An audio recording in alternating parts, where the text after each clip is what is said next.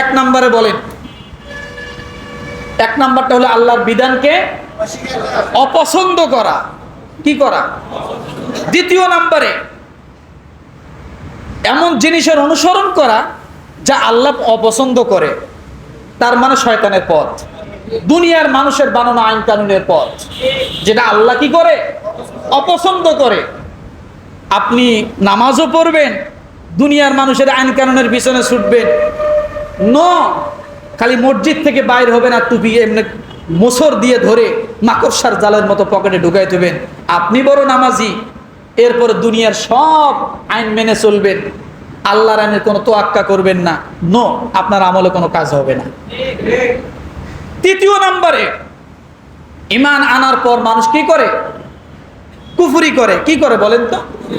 কুফরি করে, অস্বীকার করে, আল্লাহর নিদর্শনকে অস্বীকার করে। এরপর চতুর্থ নম্বরে মানুষ শিরক করে, শিরকের মাধ্যমে আপনার আমল কি হবে? নষ্ট হবে। পঞ্চম নম্বরে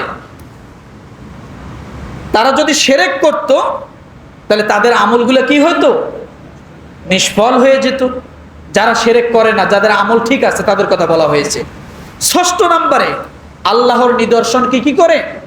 অস্বীকার করে। আল্লাহ যেভাবে যেটা দিয়েছেন ওটাকে তার পছন্দ না, ওটা সে উল্টে নেবে। আছে না এরকম? যেমন সমকামিতা আমাদের সমাজে আছে না?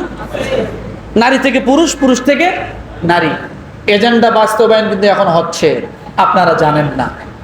এখন বাস্তবায়ন হচ্ছে, এই উপদেষ্টার মধ্যে বাস্তবায়িত আছে, এর এজেন্ট আছে এই উপদেষ্টার ভিতরে, আরেকদিন বলবো আমার ভাইরা। 7 নম্বরে আল্লাহ নিদর্শনকে যারা অস্বীকার করে তারাই আখিরাতকে কি করে? অস্বীকার করে। আর যারা আখিরাতকে অস্বীকার করে তারা যত আমল করুক তাদের আমল কি হবে? নিষ্ফল হয়ে যাবে। 8 নম্বরে রসুলের কথার আগে আপনার কথার আওয়াজ যেন না হয়, রসুলের সুন্নাহর আগে আপনার ব্যক্তিগত বিষয় যেন সামনে না যায়, ওলামায়ে কেরামের সামনে আপনার কথার অগ্রসর যেন না হয়, আপনার চিন্তা চেতনায় নাও মিলতে পারে। 9 নম্বরে যেটা বলা হয়েছে যে রসুলের বিরুদ্ধে গেলে, রসুলের বিরুদ্ধে গেলে, অর্থাৎ রসুলের বিরুদ্ধে কেমন? দস্তরখানা বিছিয়ে খানা খাওয়া, এটা সুন্নাহ, কিন্তু আপনার মোটেও পছন্দ না, আনকালচার। কি? সমতল ভূমিতে বসে খাবার খাওয়া, এটা রসুলের সুন্নাত, কিন্তু এটা আনকালচার, চেয়ার টেবিল লাগবেই। আছে না নাই?